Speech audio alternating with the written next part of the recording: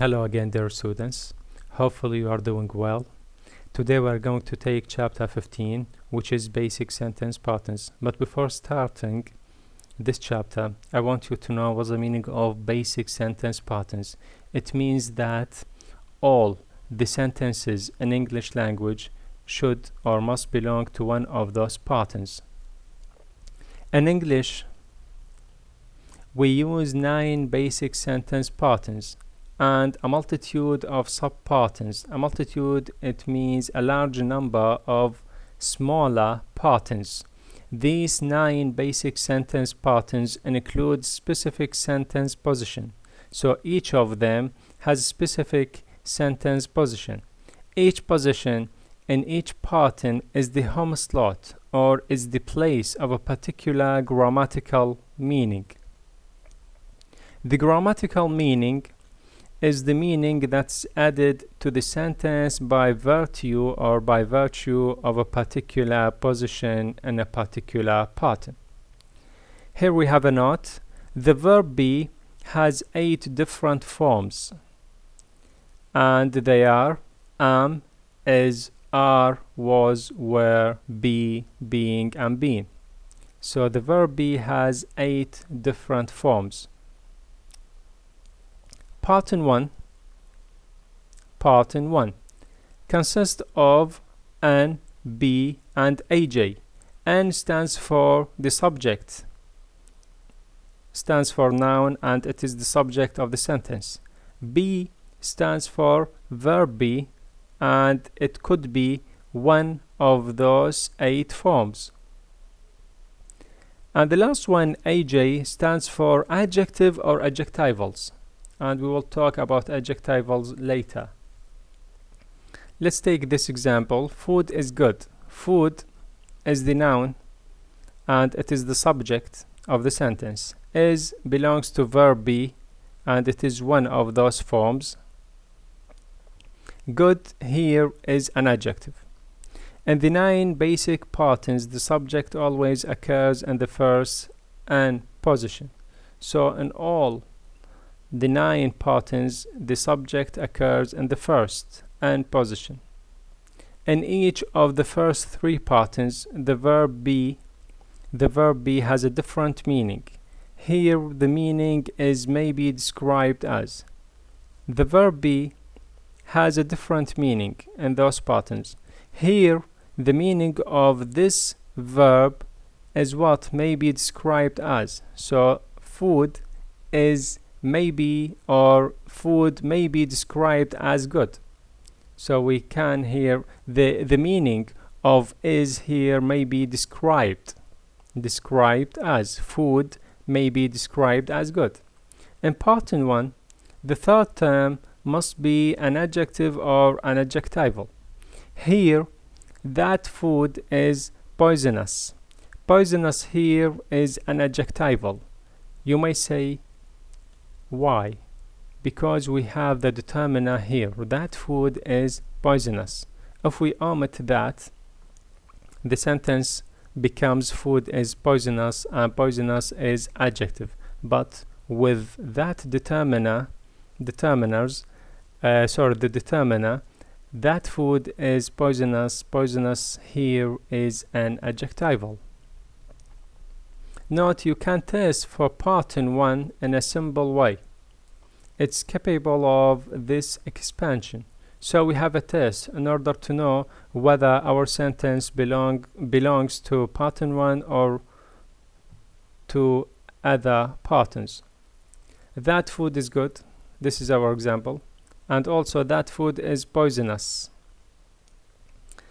The nature of this expansion is to add the adjective or to repeat the adjective. That food is good becomes that good food is very good. So we repeat good and also we add very. If the sentence sounds grammatically correct and also has a meaning, so it belongs to pattern 1. And if the sentence does not sound grammatically correct or does not have a meaning, so it belongs to other patterns. That food is poisonous.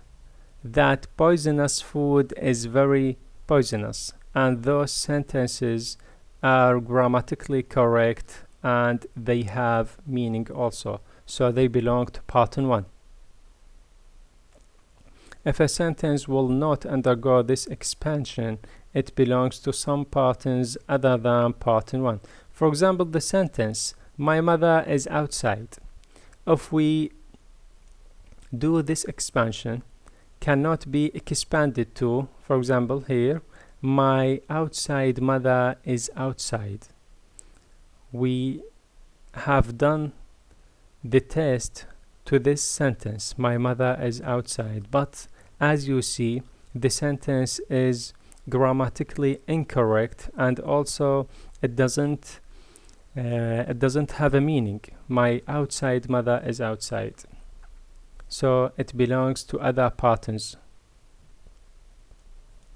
The adjective in pattern 1 is in grammatical meaning a modifier of the subject. So the adjective here is what? Is a modifier. Good is a modifier of the subject. The subject is food. A modifier of the subject. Sometimes a prepositional phrase will, as a modifier of the noun, occupy the adjective position. Sometimes a prepositional phrase occupy the adjective position, as in, the teacher was in a bad mood. In a bad mood here means irritable. So here it is a prepositional phrase and it occupies the adjective position. So this sentence is also belongs to pattern 1 because in a bad mood means irritable. The second one, his explanation was over my head. Over my head, it means incomprehensible. So also this sentence belongs to pattern 1 because over my head is similar to incomprehensible and also is a prepositional phrase which is occupied the adjective position. Move to pattern 2. Pattern 2 consists of an also, which is noun or subject of the sentence, be, it is the same as before, and av. Av stands for adverb or adverbials. The girl is here. The girl here is a subject of the sentence and it is a noun. Is, it's a verb be, one of the verb be forms, and here is an adverb. Pattern 2 differs from pattern 1 in these respects or in these aspects. The verb be in this pattern usually has the meaning of be located or occur, whereas the verb there in pattern 1 conveys the meaning of what? Conveys the meaning described as or may be described as. Number 2, pattern 2 is not capable of taking the pattern 1 expansion. So here the test cannot be done. Our test, which has been used in pattern 1, cannot be used here in pattern 2. The third position is occupied by a type of an inflected word that is called adverbial. So here AV stands for adverbial. Words of this type include here, there, up, down, in, inside, outside, upstairs, downstairs, on, off, now, then, tomorrow, yesterday, over, through, above, below, before, after. All of those words are called adverbials. So the third position, this position, the third position is what? Is occupied by a type of an inflected word. Uninflected, it means it cannot be inflect into other words. It cannot be inflected into other words. That is called adverbial. Let's see those examples. For example, the ping pong table is downstairs. The ping pong is a noun, or it is the subject of the sentence. Also, the ping pong table, those two words stands for a subject or a noun of the sentence. Is here one of the verb be forms. Downstairs, here an adverbial. The second one, the game was yesterday.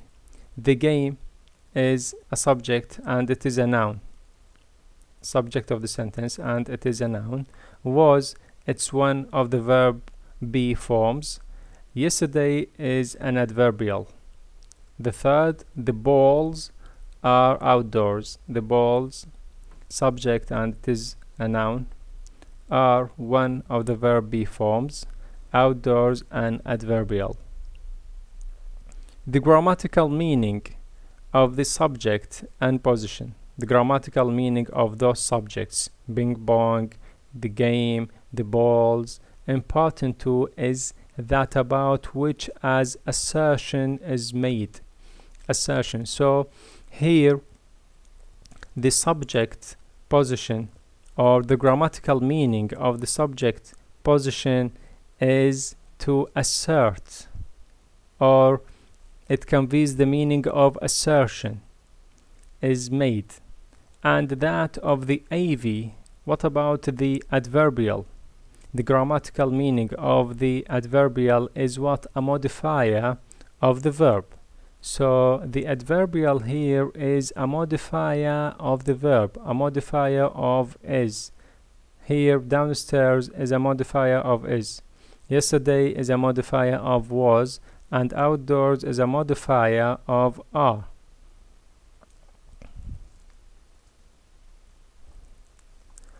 Part 3 consists of N1, be, and 1. N1, the subject, be, the verb be forms, and N1 also is duplicated or is repeated. Let's take this example. My brother is a doctor. My brother is a doctor. My brother, it is noun and it is the subject of the sentence. Is a verb be form. A doctor is noun 1 also, because my brother and doctor has the same referent. My brother and the doctor have the same referent. They belong to the same person, or they are talking about the same person. My brother, doctor. The meaning of be in part 3, the meaning of be form in part 3 is be identified or classified as. So we can say that my brother identified or is identified as a doctor, or my brother is classified as a doctor, or my brother be identified as a doctor, my brother be classified as a doctor. The first N1 subject has grammatical meaning of that which is identified. Here, the noun 1 position has the grammatical meaning of what? Of that which is identified. Which is identified? Or that who is identified? My brother. The second N1 means grammatically that which identifies the subject.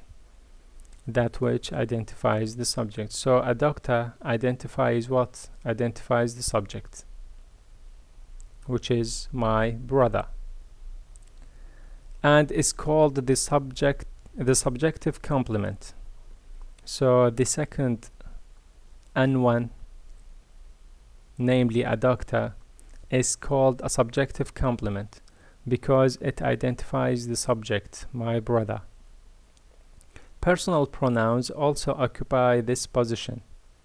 Sometimes we use personal pronouns instead of nouns or subjects. For example, this is she. She here is what? A subjective complement, and it is a second position and one. Second and one. She identifies this, and also it's me. Me identifies the pronoun it, and also that is mine. Mine identifies what? That. So here she, me, and mine what? Called subjective complement. And in position they are what? They are second and one. So mine second and one, me second and one, and she second and one. Those co-eds must be roommates. Co-eds mean female students.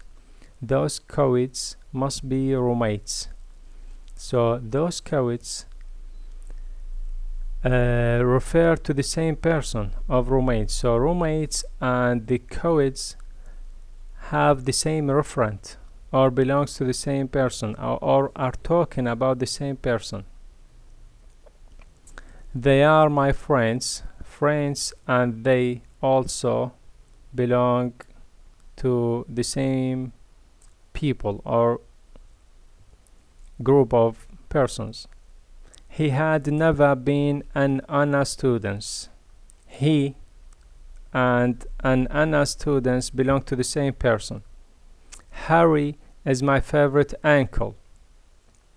Harry and uncle also, both of them are related to each other because they are talking about the same person.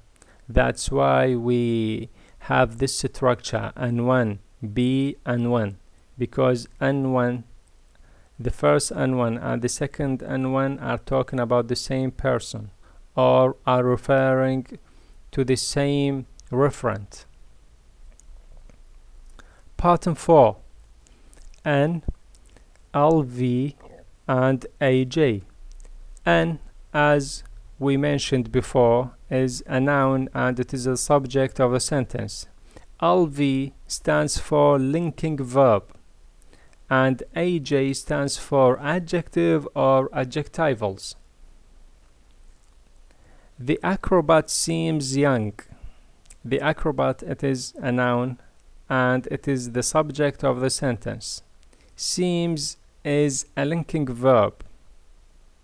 Young, it's an adjective. In pattern 4, the verb is called a linking verb. The verb here is called a linking verb as it links the adjective with the subject, because we call it as such because it links the subject of the sentence with the adjective. Any verb except be that may be substituted for seems in this frame is a linking verb. Any verb, just be careful here, any verb except be, any verb except the verb be and its forms that may be substituted for seems in this frame is a linking verb. For example, here I can say the acrobat remains young, or the acrobat looks young, or the acrobat sounds young. All of them linking verbs, and all of them are okay. We can use them with this sentence. The cyclist appears weary. The cyclist appears weary, and the physicist grew sleepy. Grew, it means become here. Become sleepy. Some of the common linking verbs are, those are the common linking verbs which are commonly used: seem, appear, become, grow, remain, taste, look, feel, smell, sound, get, continue, and go. Linking verbs may of course be preceded by auxiliaries. Sometimes those linking verbs be preceded by auxiliaries, like the party may become lively, and your sister must have seemed friendly. So we use here linking verb and an auxiliary, may, and also here must have. They are auxiliaries. In addition to the limited number of common linking verbs, other verbs not usually thought of as linking may on occasion be followed by an adjective and therefore conform to pattern 4. Sometimes we don't use linking verbs, but there are other verbs can be used as a linking verb. For example, in this example, the screw worked loose. Worked here is regarded as a linking verb, and the sentence here belongs to pattern 1. Let's repeat this note. In addition to the limited number of common linking verbs, other verbs not usually thought of as linking may on occasion be followed by an adjective and therefore conform to pattern 1. They are not regarded as linking, but this sentence conform to pattern 1 or comply with pattern 1, or this sentence is considered as pattern 1, because we can change worked and bring any linking verb. For example, here the screw, for example, seems loose or remains loose, or we can say sounds loose. Number 2, the defendant stood firm. Stood here is not a linking verb, but still this sentence belongs to pattern 4, because we can change stood with one of those linking verb. His face went pale. Also, went is not a linking verb. Sorry, here went is regarded as linking verb. And he proved true to his cause. Proved is not a linking verb. And the well run dry. Run is not a linking verb, but the sentence is still belong to pattern 4 because we can change run with one suitable linking verb of those above. For verb like this, one can substitute be, become, or remain with no substantial change of meaning. So we can change those verbs with be or become or remain with no substantial change of meaning. So the meaning will not be changed whether we put here, for example, be, become, or remain. For example, the screw become loose or remain loose. The defendant stood firm. The defendant is firm or becomes firm or remains firm. His face went pale. We can say his face is pale or becomes pale or remains pale. The well run dry. The well is dry. The well becomes dry. The well remains dry. He proved. We can say he's true or he becomes true or he remains true or remained. Pattern 5, N1, LV, N1.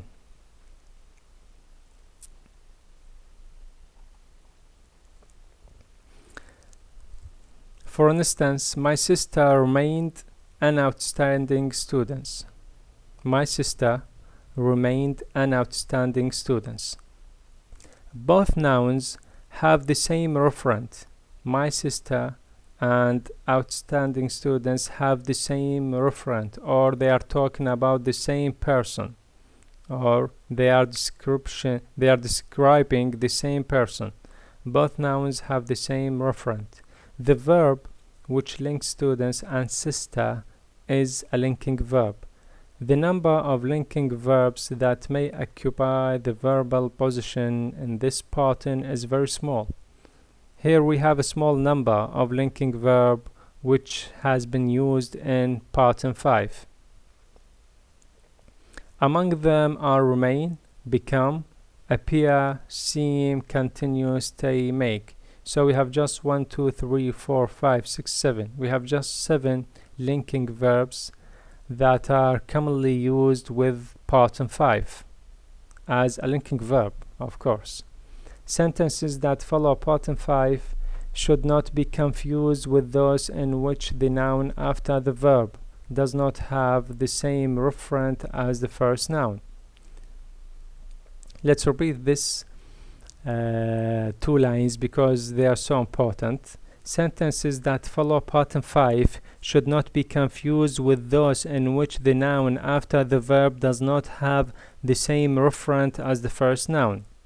For example, Donald continued my friend despite our differences. Donald and my friend have the same referent, whereas Donald met my friend in the barber shop. Here the situation is different, and this sentence is not belonging to pattern 5 because Donald and my friend does not have the same referent. Donald and my friend don't have the same referent because they are different from each other. Donald is not the same of my friend. And also here, my brother became a doctor. My brother became a doctor. My brother and doctor are referring to the same person. My brother and doctor are referring to the same person, so they are what? Belonging to pattern 5. Whereas my brother was seeking a doctor, this is belonging to another pattern because my brother and a doctor are not related to each other. In pattern 5, as in pattern 3, the second noun means that which identifies the subject. So here a doctor identifies my brother. Here a doctor identifies my brother, and also here my friend identifies Donald and is called subjective complement. This is called subjective complement. This is the first part of chapter 15, and inshallah on the next week we will take part 2. Thanks for watching and listening.